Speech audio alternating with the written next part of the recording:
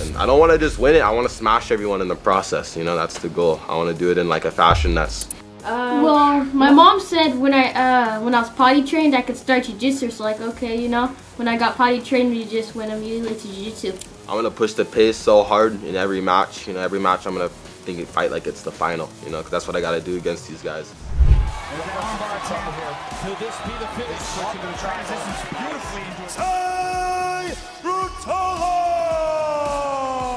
If there's anybody who has taken the jiu-jitsu world by storm, it's Tye Ruotolo. Tye does not just hold the record as the youngest guy to have competed at the ADCC Championships in 2019, where he fought at just 16 years of age. He's aggressive, talented, and submits opponents much bigger and stronger than himself.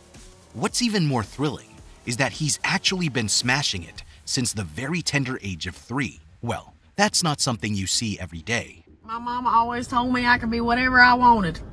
Now, not all of us get to be sent crashing to the ground time and again at an age when all we'd normally be doing is getting potty trained and overdosing on baby food. And that's because it's just not the norm to go practicing jiu-jitsu or any physical combat at all at such a young age. But if there's one guy for whom jiu-jitsu has always been a way of life, it's Tye. Chapter 1. Tye Ruotolo, The Beginnings. The apple doesn't fall far from the tree. This saying could best describe Tye Ruotolo's story. Tye Ruotolo was born on February 12, 2003 in Maui, Hawaii, to Joe Ruotolo and Colleen Ruotolo. His dad was a wrestling coach and his mother a high-level volleyball player. Tye's family had always valued athleticism and sports, and so at the tender age of 3, Tye and his twin brother, Cade, began practicing jiu-jitsu under the guidance of their father, who was already a black belt in the sport. Much of Tye's childhood revolved around practicing jiu-jitsu, doing schoolwork, and surfing, all of which was hugely motivated by his parents. For Tye's mom, being old enough to be potty trained meant her boys could begin learning martial arts as well, and they did. With such an early entrance into the BJJ world, Tye and Cade made history as the first grappling child stars and very quickly got sponsorship from RVCA at age 10. So from a very young age, Tye was already taking down his peers in combat alongside his twin brother.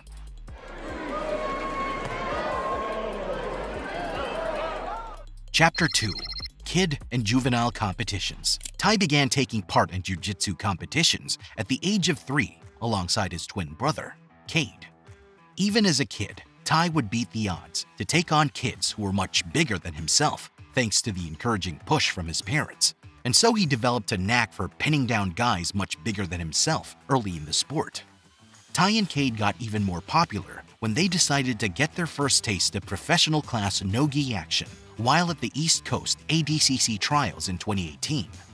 15-year-old Tye took on several adult-level pro athletes and successfully made it to the semifinals, wowing everyone.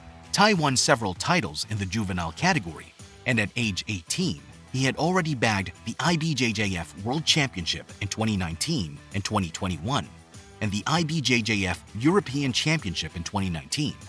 Although Tye had steadily built a reputation alongside Cade from the many childhood competitions they took part in, their achievements in the juvenile category really began getting in the spotlight at the ADCC Championships in 2019. Tye got a call from his mom while out partying, telling him to hurry home. He was going to compete at the ADCC.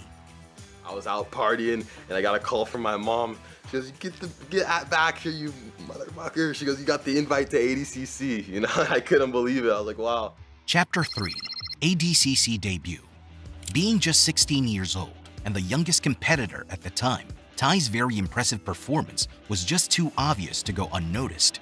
He competed in the under 66 kilogram division, a weight class for lightweight competitors.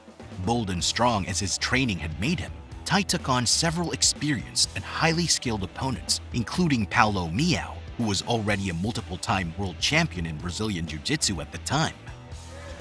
Tye creeping around that corner. There he is again, creeping around. He's got that nice reverse grip of that bottom foot. Despite Tye's young age and relative lack of experience at the professional level, he impressed many with his performance at the tournament. Tye won his opening match against Bruno Frazato, showcasing his impressive guard work and submission attempts, and also won against Pablo Matovani by the referee's decision. Tye would go on the semifinals at the ADCC in 2019, and although he lost at this stage to Miao, he was already a sight to look out for in coming competitions, as his phenomenal performance left Miao with a broken leg. Tye wasn't at his happiest, but with his debut at the ADCC, he had bagged 2 wins and 2 losses in the 4 matches he fought, a spot in the center stage, and most importantly, the desire to get on bigger stages. Tye Ruotolo, Tye, your first ADCC, how did you feel about this one, and kind of what takeaways do you have from the event? I felt good. I had some good fights. I had 4 really tough fights, you know, and I made some mistakes, but I also learned a lot, and I had a really good experience. Tye would later compete at the ADCC in 2022, finishing 3rd place this time and cementing his place as a phenomenal BJJ athlete. Chapter 4: Big Wins.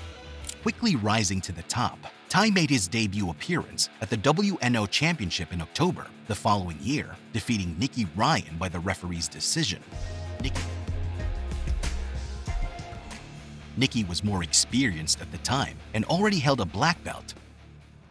Get a chance to win our monthly shout-out giveaway by commenting "I sub" down below. For this month's winner, we have Eddie BJJ. Thank you so much for sharing your thoughts and supporting the channel. It really means so much to us. And now, let's get back into it. By 2022, Tye was already a 2-time WNO champion and is at present the only one to have won the title in 2 weight divisions. I was taking his foot and pushing my legs down on my lock, you know, so I was trying to like slap his foot out of the way. Tye's bravery would not stay hidden, and not being new to facing bigger opponents. I'm gonna use every single little trick I have, you know, I'm gonna fight as hard as I possibly can. And every match I'm gonna fight like it's the final. Tye called out Gordon Ryan in an intense social media feud between the duo late in 2022. Opening your mouth and saying, "I don't have the confidence to put up 10-to-1 odds to fight you. And a month ago, you lost to Josh Hinger." Tye would go on to make his grappling debut appearance at the One Championship in May 2022, where he took on and defeated Gary Tonin in a match that ended with Tye submitting Gary in a Darce choke after just 97 seconds. That's a legitimate attempt right there, ladies and gentlemen. Gary Tonin's got to move. Tye then made a second appearance at One against Marat Gafarov, which ended in a submission as well, but this time by a triangle armbar. There's the tap. There's the tap. Nice little transition to the arm. The last chapter, Tye and training. Tye has always had a busy schedule, and so it's something the jiu-jitsu prodigy is used to. Right from when he and Cade were much younger, they've always had to strike the balance between jiu-jitsu training and other aspects of their lives. Train a lot. Like, we'll do our homework before we go to the jiu-jitsu. We're usually always busy. We're either, or like right before jiu-jitsu, we'll go surf. As of today, Tye trains alongside Cade. And speaking of training sessions, Tye has always trained with his brother, Cade, and their twin sister, Nia, an act that has fostered the bond between them, even from when they were very young. The Ruotolo brothers never wanted battling themselves on the mat, but when they finally did in 2021, Tye submitted Cade after the twins put up an impressive fight. We don't like competing against each other, so that's why either one of us moves up in a weight or age. So. The Ruotolos have always loved themselves, and together, Tye and Cade are currently building their own gym by themselves from the ground up. Tye is a phenomenal jiu-jitsu talent with a lot of potential, and when he's not submitting opponents on the match day, he's probably out there surfing, skateboarding, or practicing with his brother or Nia, living out the remainder of the phenomenal Tye Ruotolo story somewhere in Mexico.